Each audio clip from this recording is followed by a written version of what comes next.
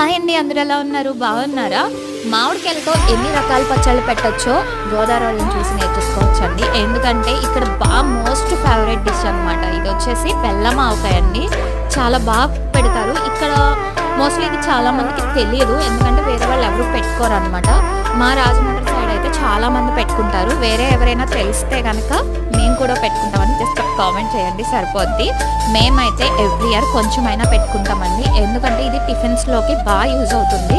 నేను స్కూల్కి వెళ్ళిపోతూ ఉంటాను కదా, మార్నింగ్ ఎప్పుడైనా నాకు చట్నీస్ అట్లా చేయడం కుదరకపోయినప్పుడు ఈ బెల్లం ఆవకాయ దోశల్లోకండి. మోస్ట్లీ ఇవన్నీ ఈ బెల్లం ఆవకాయ వచ్చేసి దోశల్లోకే బాగుంటుంది. అంటే టిఫిన్స్లోకి దేనికైనా బాగుంటుంది, రైస్లోకి అంత కంఫర్ట్ ఉండదు. మీరు ట్రై చేస్తానంటే ట్రై చేయొచ్చు. దీని ప్రాసెస్ ఎందుకు చూపించట్లేదంటే చాలా పెద్ద ప్రాసెస్ అండి. కానీ మెయిన్ మ్యాటర్ ఏంటంటే ఇందులో ఆయిల్ అంత పట్టదండి. ఆయిల్ నేను 1 కేజీ పిక్కలు పెడుతున్నాను, ఆయిల్ మాత్రం తక్కువే పడుతుంది.